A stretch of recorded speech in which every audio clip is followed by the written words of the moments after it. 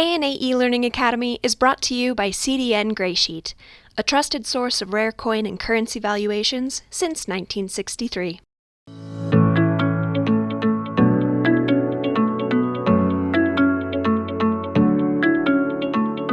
Hello everyone, thank you for joining us today for the ANA eLearning Academy. The ANA would like to thank our partner Graysheet for their support of this e-learning. Today we have Doug Munn, who will be presenting on Olympic Games, history, and numismatics. You will be muted during this program, so please put any questions that you have into the chat or the Q&A, and I will read them to Doug at the end of his presentation. And without further ado, here's Doug.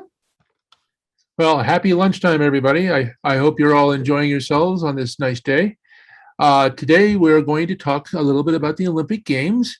If it's some other topic, you're in the wrong place. But this talk is about our Olympic exhibit that we had a few years ago in 2015 and 2016, and has a lot of interesting material about the history of the Olympic Games and how they've been represented in numismatic items. So without further ado, so back in 2015 and 2016, the ANA hosted an exhibit on the Olympic Games. It was timed to coincide with the 2016 Olympics. And it was an interesting project because we were trying to show it from a numismatic angle and tell the history behind the games as viewed through medals and coins. So the process of creating this exhibit started in January of 2015 when I first contacted the USOC and began to explore what could be done in an exhibit at the ANA HQ. Now, they were very helpful and were able to provide us with some material and guidance. But it turns out that we weren't able to get as much as we wanted, so we went out to our membership and were able to borrow some fabulous collections from a few individuals, including Richard Jewell, who had an amazing collection of Olympic medals, along with the stuff that we have actually in the ANA Money Museum. So let's start with some history. The first recorded Olympic Games were held in 776 BC at Olympia, and they continued for over 1,100 years in the ancient world. People don't think of that today, but there was a continuous civilization with Greek culture at its core that was taken over by the Romans that lasted for well over 1,000 years, where there was a continuous history. So we're at this point just over 120 years into our history of the Olympic Games. Imagine 10 times that for a time frame. So an international truce was announced before each of the Olympic festivals, and the idea was that diverse nations could gather together on a regular basis in an atmosphere of peaceful athletic competition, regardless of political differences, as long as they shared, in the ancient world, a cultural affinity. Basically, they spoke Greek and shared a common identity with their gods and mythological history. Well, that idea has remained a powerful concept. And after the 1890s became a reality once again in the world, even after two world wars and the rise of international terrorism. The Olympics have come to symbolize the hopes of individuals and nations across the world to gain recognition and respect as equals in the international community. The first coins related to the Olympic Games were struck around 500 BC by Greek city-states, mostly in celebration of victories by native sons at the Games. Coins related to the Olympics continued to be issued until 146 BC, when the cities of Greece lost their independence to the growing Roman Empire. Nero alluded to his Olympic victories on coins, but coins had ceased to be issued at the site. The ancient Olympic Games were discontinued altogether in 393 AD by the Christian Roman Emperor Theodosius, who objected to them as pagan religious observances. Because one of the things we have to remember is that the Olympic Games were first and foremost a celebration of Zeus, the chief of the Greek gods, And the Greeks were unique in the ancient world in thinking that athletic contests were something appropriate for celebrating your beliefs. And this is where it grew from. In modern times, medals and coins have been struck in commemoration of the Olympic Games and competitions since 1896. This exhibit uses a wide range of the numismatic objects produced for the Olympic Games, modern and ancient, to highlight the history, ideals, and pageantry of the world's greatest athletic event. And here you have two examples of pieces that have been made for the Olympic Games. One from ancient Olympia and one from Italy, Cortina. Here's a map where we can look at where the competitions are held. Athletic competitions were originally part of religious festivals held in honor of the gods. The ancient Olympic Games were dedicated to Zeus, king and father of the Greek pantheon. The athletic competitions held at Olympia became the most famous games in the ancient world. There were a series of 4 of them that were the most famous and are the reason why we have our dating system based on the Olympics today. The Games at Olympia were one of 4 Pan-Hellenic games open to competitors from across the Greek world. One of the things to realize is the Greek world at the time did not consist of only Greece, but also included all the areas where Greeks had settled, which was all along the coasts of the Mediterranean, from Spain to modern Lebanon, and even along the coast further, with some places in North Africa. These games, known as the Pythian, Isthmian, Nemean, and Olympic, alternated on an annual basis, thus creating the tradition that the games are held every 4 years. The 4-year Olympiad, as they were known, became the basis of the ancient Greek reckoning of time. Events in Greek history were commonly dated from the time of the first Olympic Games in 776 BC. The ancient Olympics differed from the modern games in several ways. Only free Greek-speaking men could compete, and the games were always held at Olympia. But they did encourage a spirit of peaceful international competition that became the core of the modern Olympic ideal. And here's a map of the Aegean, and you can see Olympia down near the guide there to the left, lower left of the map. And the site for the Olympics became a very important large-scale site, but it wasn't permanently occupied except by a small group of priests. As a host for the international celebrations and competitions held in honor of Zeus and his queen Hera, Olympia was an important site. It was not a city, but a religious sanctuary occupied by a small population of priests and their attendants. The sanctuary was located within the territory of Elis, a city about 30 miles away and host to the Olympic Games. The Temple of Zeus and its associated statue were one of the 7 wonders of the ancient world. The nature of the ancient Olympic Games changed over time. Over the 1,169 years that the ancient Olympics were held, civilization changed drastically in many ways. In 776 BC, only Greeks were allowed to compete. There was only one event, and there were hundreds of independent Greek city-states. By the 4th century AD, there were dozens of events. Competitors were Roman citizens, and the Roman Empire dominated the known world. It was no longer an international event. And here is an interesting map showing the complex as it's been reconstructed. And you have to imagine that during the games, there are no hotels here. There are places where there were rooms that could be used, but you'd have 100,000 or more people showing up to basically camp out for a couple of weeks in this area.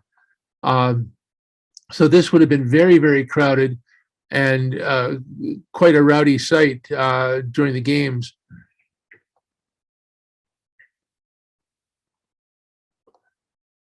The first coins specifically struck for the Olympic Games were struck at Olympia around 468 BC.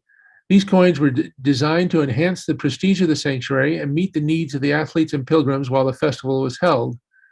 The most talented engravers available produced the coins, with new designs created for each Olympiad through most of the 5th and 4th centuries BC. These Olympic coins were the only currency accepted at the Games, ensuring a tidy profit to the hosts through the conversion of the foreign money, which was an important aspect because, as with any events of this sort, money is difficult to get. And so finding sources of income to support the site was important. And this is one way that they did that. The traditional Olympic emblems were the head of Zeus, an eagle, which was the avatar of Zeus, and a stylized thunderbolt.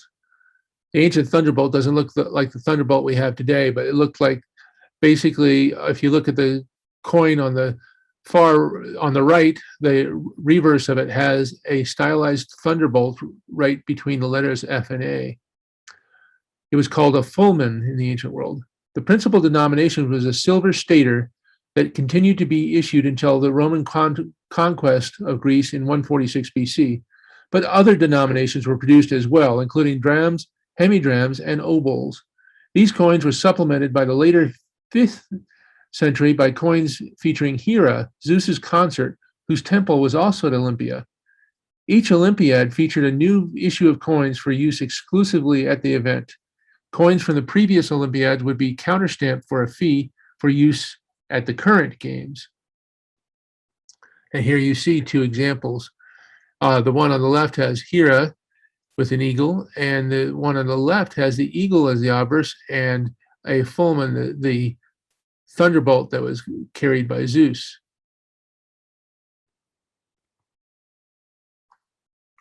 So, in contrast to the coins issued for the Olympic Games at Olympia, the first coins related to the Olympic Games were struck around 500 BC in celebration of city-state victories at the Games.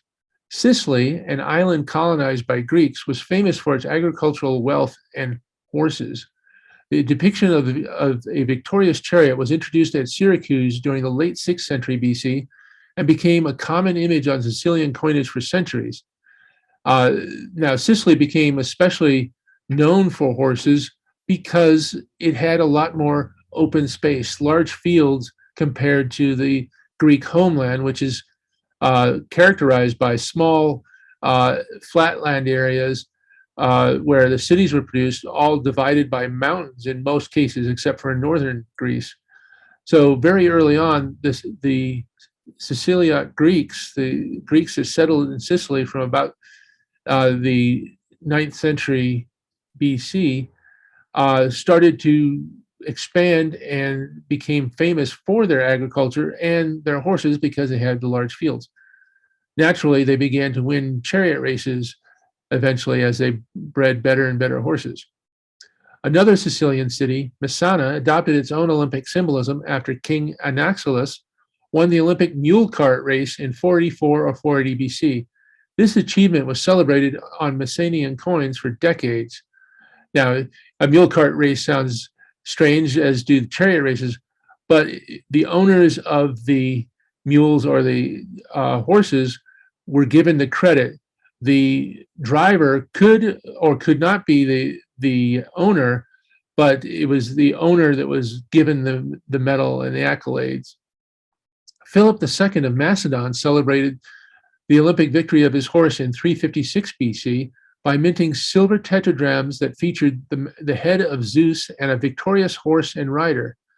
Philip also issued gold coins with Apollo as the god of cultural achievement and a victorious chariot to celebrate his chariot win. Now, this was important for Philip II because, as a Macedonian, they spoke Greek in Macedon, but they were considered to be semi-barbarians by most Greeks. So the fact that a Macedonian entrant was accepted meant that since the Olympic Games said that they were Greek, then Macedonians could be accepted as Greeks. And this was a big thing for Philip at the time because he was trying to create a league of the Greek city-states against Persia with him as its head. The city-state of Aspendos, located in modern-day Turkey, provided silver staters during the 4th century BC that depict two wrestlers, a sport for which the surrounding region became well known. Kos, also located in Asia Minor, issued coins with a diskobolos, discus thrower, during the 5th century BC. And just as we have today, Olympic victors would become celebrities. And for example, Myron, one of the wrestlers from the area of Asia Minor, was famous because he won the wrestling contest at 5 different Olympics, which was unprecedented. He was famed for his great strength and his ability. So they would be celebrated and often get honors from their cities. They did not actually, the prizes were not such that they would get wealthy. They were a laurel wreath and a plaque with maybe a statue being put on later in the Olympic venue. But the city-states from which they came often gave them very great status, and also would gift them with lands, a house, food for life, that kind of thing.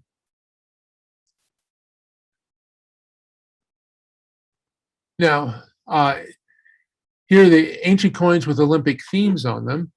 And here you see at the first coin here is a decagram of Syracuse. And you see a chariot racing to the left.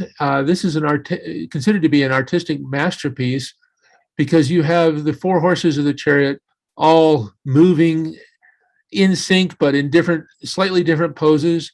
You've got the chariot with the impression of movement. The wheel is foreshortened, and you've got the charioteer leaning forward and cracking the whip over the horses' heads. Meanwhile, you have a victory, what we would call an angel today, but this is the victory that was inspiration for our depictions of angels, placing a laurel wreath on the head of the victorious driver. And then down below, you have the prizes for this particular event. Now, these were actually valuable. Below the prizes, you see the word Alpha, Theta, Lambda, Alpha. Now, Athleta stands for athletic, or prize, actually, it's prize. And what you have is a helmet. You have a cuirass, the armor piece that goes over the body, and 2 greaves along with a spear. Now, this was the equipment of a hoplite. Now, a hoplite is a type of soldier that the Greeks used in combat, and that was essentially the middle class citizens of all the cities were expected to fight for their city because you didn't have a separate army. Basically, the citizens were the army. So if you had enough money to afford a suit of armor to fight in the main battle line, you were considered to be an important citizen of the city. And so that was a great prize to be able to win. It's like winning a mid-sized car today in value comparatively. Now, it's not working. Okay. There are a number of other ancient coins of these themes. Back at this slide, we have the mule cart at the upper left. And in the mule cart, you've got another version of victory with wings, placing a laurel wreath on the mules. And the driver is standing behind. It's an altogether earlier type of design. This is more of an archaic design. And so that it's very sedate, and there's not a whole lot of idea that this is a race. This is from Messana, and you can see the symbol of Messana, which was the hare, and a dolphin, because dolphins were associated with the cities that had harbors, as Messana did.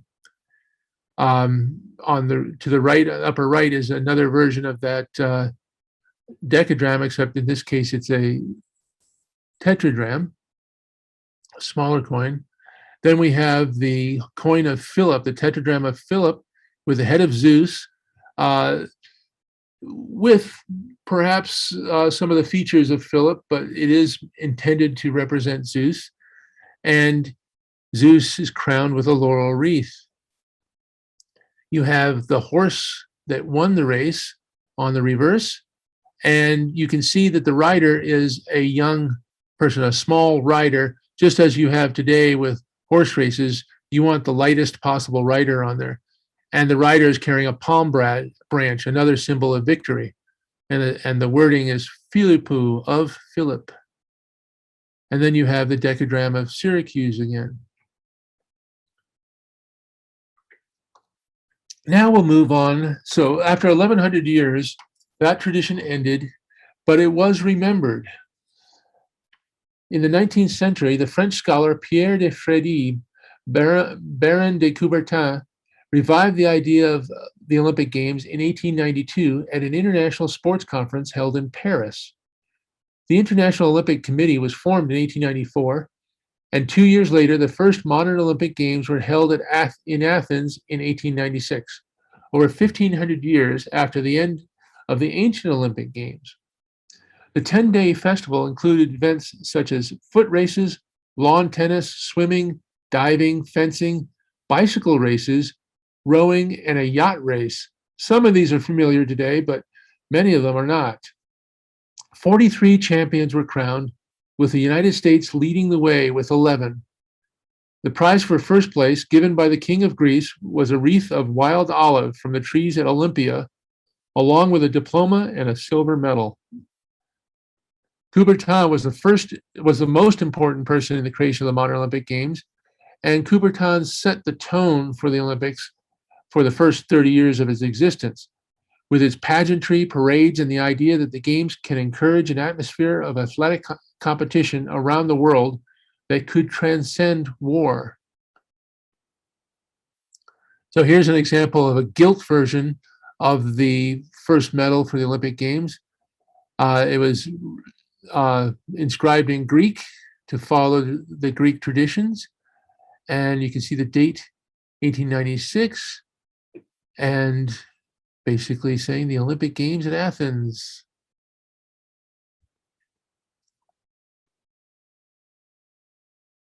Now, we'll talk about the International Olympic Committee. The IOC is the governing body of the modern Olympic movement. It is an international, nonprofit, non-government organization based in Lausanne, Switzerland. Coubertin founded the IOC in 1894, which currently has 98 active members, 31 honorary members, and 1 honor member. This is actually slightly out of date. The number has changed slightly, but I do not have the exact numbers at the moment.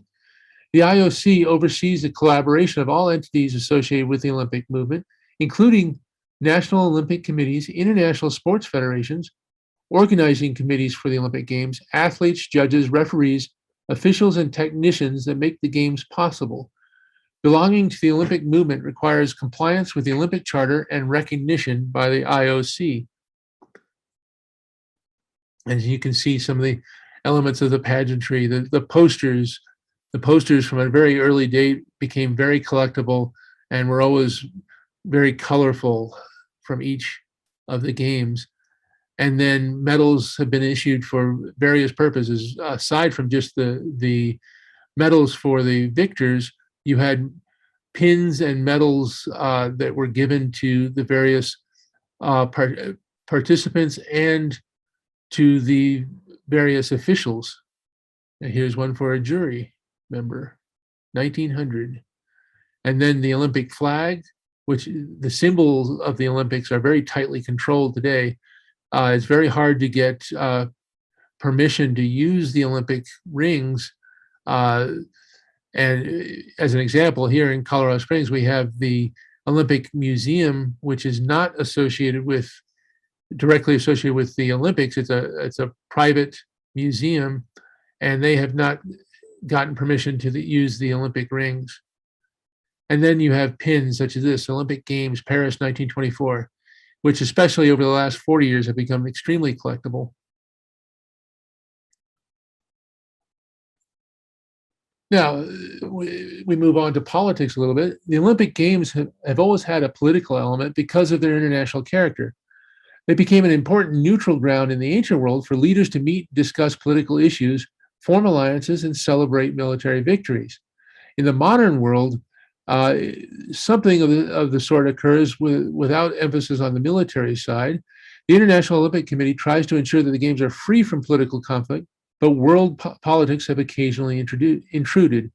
The prestige of the Olympic Games has made them a prime venue for political posturing and even violence, despite the Olympic ideal of peaceful competition. Host countries have often used the Games as a way to showcase their political and economic systems. A prime example of this was the 1936 Summer Olympic Games in Berlin. Adolf Hitler, the leader of Germany and head of the Nazi Party, spent huge amounts of money, more than in any previous Games, to create a propaganda event emphasizing the success of the Nazi Party and German racial superiority. Hitler's plans backfired in a number of ways, but one of the most remembered is Jesse Owens and the other African American athletes from the US team that dominated the track and field events. In more recent times, boycotts have become common as a way for nations to express political discontent with world events or rival nations. The Summer Games in 1972 in Munich was the site of the worst intrusion of politics and violence into the Olympic Games. Thankfully, violence at the Olympics has been rare and has not impacted the prestige of the Games, nor has it destroyed the modern Olympic ideal. And here's some examples of more of the medals. We'll go into those further as we move along. Like now. Olympic medals were originally based on classical themes, but have since changed to reflect modern preferences in art and design, as well as national themes. So we have a few medals here, and we can contrast them with the earlier medals, such as the medal from the Games in Berlin in 1936, and then the Munich Games, and then the Moscow Games in 1980. Here we have at the left the Salt Lake Games in 2006, that's Winter Games. And then we have Chamonix in 1924. And then we have Tokyo in 1964. And again, the other side of the Berlin medal in 1936, which gives you a wide contrast in different styles and themes for how they portray or try to portray the Olympic ideal. Award medals have been a feature of the modern Games since their inception in 1896. The awards for winners at the first Games in Athens included an olive wreath, a diploma, and silver medals, as was said before. Second place finishers received a laurel wreath and a bronze medal. At the Paris 1900 Games, most winners received trophies or cups instead of medals. It was not until the St. Louis 1904 Games that the idea of gold, silver, and bronze medals was introduced. They have become the standard for awards for the first three finishers ever since. However, medals are not the only awards received by competitors.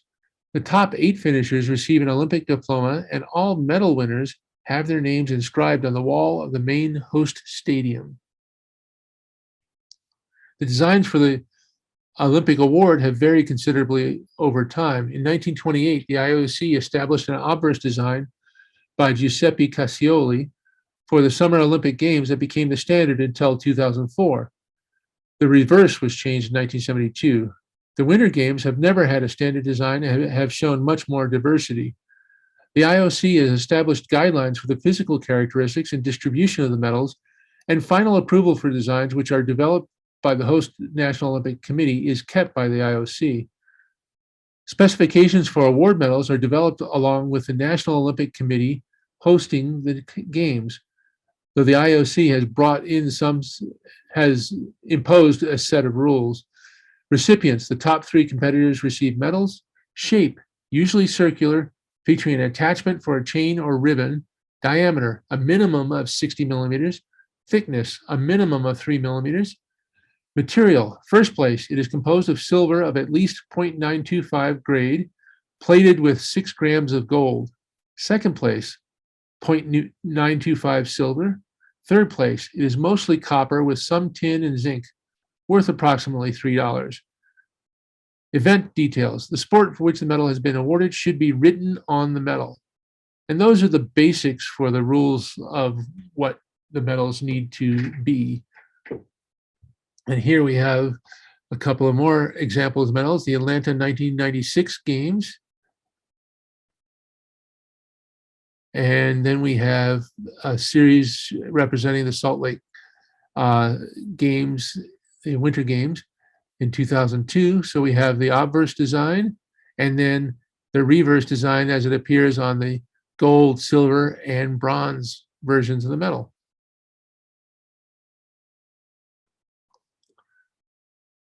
Now, with the summer participation medals, we get a little less variation in design, but here you can see these are participation medals, otherwise known as OPMs, and these are given to all participating athletes, Olympic officials, and members of the International Olympic Committee. Pierre de Coubertin included award medals and participation medals as part of the iconography of the modern Olympic Games. OPMs have become some of the great sports and exonumia collectibles. The IOC regulates the production and distribution of OPMs, but host countries are responsible for their design and manufacture.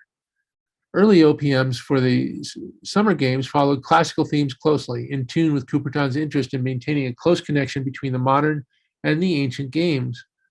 After Coubertin stepped down from the IOC presidency in 1925, the IOC began to accept more modern themes for the designs of the participation medals. Those summer award medals continued with a classical theme for decades to come. So here we have at the left, the Paris 1924 OPM. Below that to the right is the Stockholm 1912 medal. Then we have the Berlin 1936 medal featuring the design tastes of the time. We have Tokyo 1964 with a modern impressionistic sort of design, and then Athens in 2004 where they went back to a classical sort of theme.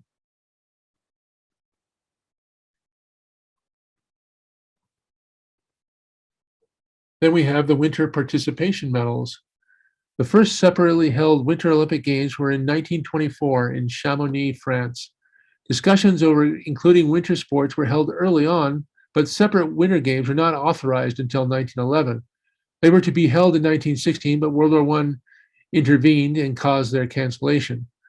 The first Olympic winter event, figure skating, was held in October as part of the London Games of 1908, 3 months after the other events were over.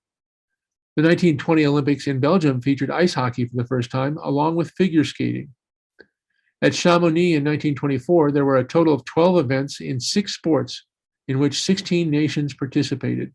These games were so popular that the IOC decided to inaugurate the official Winter Olympics in 1925 and declared Chamonix to be the first. The popularity of the Winter Olympics continues today. The Winter Games have been held ever since, with the exception of 1940 and 1944 due to World War II. Until 1992, they were held in the same year as the Summer Games. Starting with Lillehammer in Norway in 1994, the Winter Games have been held on a separate 4-year schedule so that the Summer and Winter Games alternate every other year. And here we have medals from at the left, Chamonix, 1924, then Grenoble in 1968, Cortina in 1956, Sarajevo in 1984, and Sochi in 2014. So you can see there's a bit of variation in design and style, particularly the Sarajevo one, where you have an early example of a non-circular medal that stands out when compared with the rest. Now, we'll move on to the modern Olympic coins. So obviously the ancient world did have coins that celebrated the Olympics, but we didn't start using coins to celebrate the Olympics again until basically 1951. The first modern commemorative coins were issued for the same reasons as the ancient one, which was to raise money to help defray the cost of the events for the host nation. Finland, host nation of the Helsinki 1952 Summer Olympics, decided to issue a circulating commemorative coins for the first time in the modern period in 1951. The denomination was the 500 marka, and it was produced for use in circulation in 1951 and in 1952. In 1951, only 18,500 were struck, but in 1952, there were 586,000 of them. So they really were a true circulating coinage. Commemorative coin collectors would have to wait for another 12 years until the next issue, struck for the Innsbruck 1964 Olympic Winter Games. It was an Austrian 50 shilling, dated 1964, and issued in proof and uncirculated versions, with the proof at 67,950 and 2,800,000 of the uncirculated coins. Japan then issued two different denominations for the Tokyo 1964 Olympic Games, the 100 and 1,000 yen coins with 80 million and 15 million respectively issued. So that this was a truly large issue intended for circulation and for collectors. With these issues, the expectation that commemorative coins from host nations would accompany each Olympic Games was created and has been followed ever since. And here's some of the examples. At the left, we have a Finnish 500 marka coin, and then we have a Soviet 10 ruble coin at the top, celebrating the bicycling event. And then we have the Seoul Olympic coin, 50,000 won in 1988. Canadian $20 coin. The Canadians issued a very large set of coins for their Olympic Games, and they did multiple denominations, all of them celebrating a different event. So here you have the Olympic, it's the biathlon. It's the skiing, it's cross-country skiing and marksman event. And then you have another Canadian piece from the 2009, but it's to celebrate the 2010 games.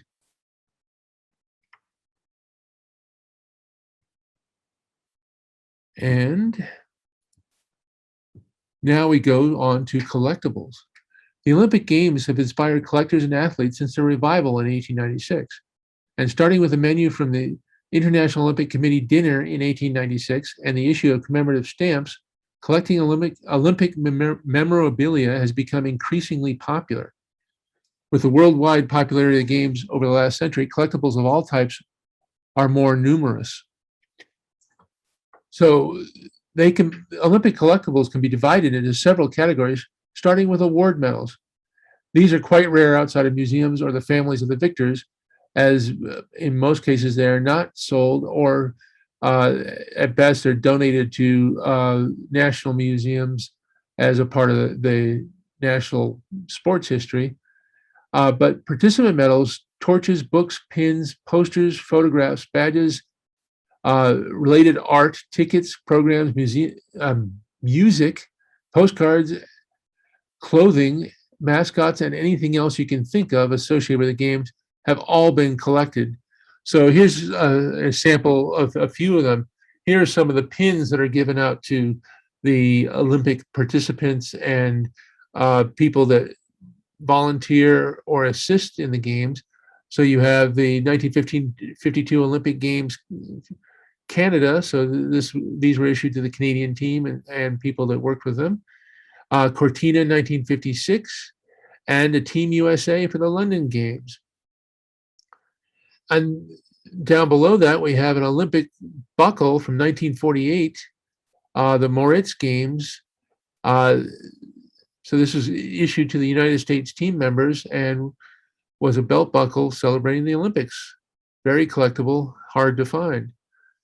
Posters are a very popular way to collect around the Olympic Games, and they exist going all the way back with from 1904, 1908 on, having posters specific to the games. Then there's the tickets to the Olympic Games. And here you have the Olympic Winter Games, Lake Placid, 1932, for the third Olympic Winter Games. So it's an expensive ticket. In 1932, $30 was quite a lot. It was a season ticket for the bleachers. And then we have a set of playing cards with pictures of celebrities and also the Olympic venue, the Olympic stadium, and other images of the nations that were involved. So all of those things have become very popular as collectibles, and we featured a number of them in our exhibit, and we'll conclude the talk with a little slideshow of the exhibit itself and how it was laid out. Here we show the entrance to the exhibit, where we have a globe, and then we had information about all the different member nations, along with snapshot stories of different events and things that occurred during the Olympic Games around the globe. In the background, you can see the ancient section, and here you have a close-up of that. So we had an area celebrating the ancient games, and one of the things that was special about the items on display is that we had 4 decadrams of Syracuse, 2 signed by Cimon and 2 signed by Ioanitos. Basically the only museum in the United States and perhaps the world with 4 signed decadrams on display at the same time in the same case. Here was our central section where we had medals from each of the Olympic Games lined up on either side of the aisle, and a few different pieces of memorabilia associated with them as well. So we listed each of the Olympic Games and showed medals and other material. In the background, you see the Olympic podium where we could have speakers. We set up the stadium in the background behind that, so that it became a photo event. People could come and pose their families in front, standing on the podium, and do an Olympic photo. It was quite popular, actually. Around the exhibit, we had flags hanging around the edges, flags from each of the member nations. And then the sections of the exhibit included the Olympic collectibles of various types, the Olympic heroes, the Olympic memorabilia, and the modern revival of the games were some of the themes that were discussed and had examples of objects. There's the podium as we had it set up, with the winner's place in the middle, the second place on the left, and the third place on the right, and the stadium in the background. Here we have the view of the exhibit from the podium, and you can see on the right, one of the things that's become extremely popular in the last 15 years or so is the Olympic mascots. So the stuffed animals that have been produced as part of the pageantry of the games, obviously very popular with kids, but also extremely popular among adults as a collectible, a commemorative of the going to the games. Another view from the podium, and you can see right back to the globe, so you get an idea of the other side of the exhibit. And you can see on the left that we had a panel on the training, Olympic training, and the training regimen that athletes used.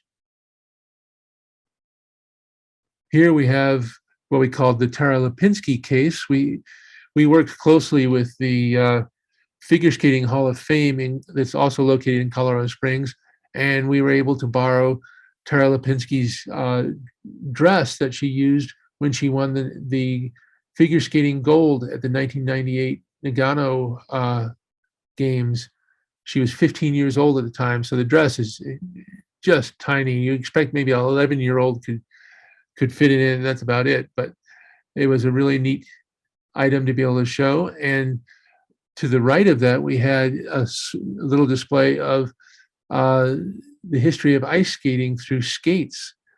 The earliest skates we had there were from the 17th century, so hundreds of years old, and the other pairs were 19th century and early 20th century skates. You get an idea of how skates have developed over time. And then we had a case where we showed examples of the Olympic award medals, courtesy of the IOC, the USOC actually. We were able to borrow 2 sets, one from the Atlanta Games and the other one from the Salt Lake City Games. And with that, we will end our tour of the exhibit and our discussion of the history of the Olympic Games. If you have any questions, please send them to through the chat, and I will attempt to answer them. At this point, I will end the screen sharing, and we can see each other.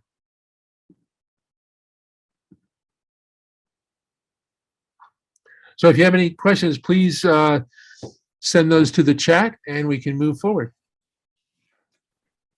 So far, none, but can you hear me? Yes. Okay, I'll try to change microphones.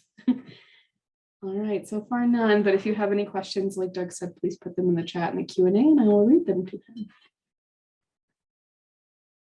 Yeah, I hope you enjoyed this. This is a quick tour of the Olympic Games and the kinds of things that are associated with it, and history as you can develop it through the medals and coins associated with the games. Is there any books on this subject as a whole? Yes, there are several books on this. The ANS put out a book on the Olympic Games a few years ago. And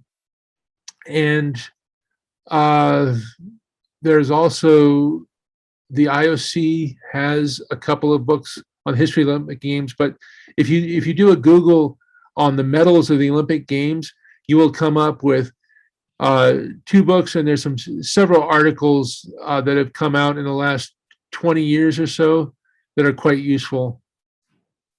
All right. Are any Olympic items going to be deaccessioned? No.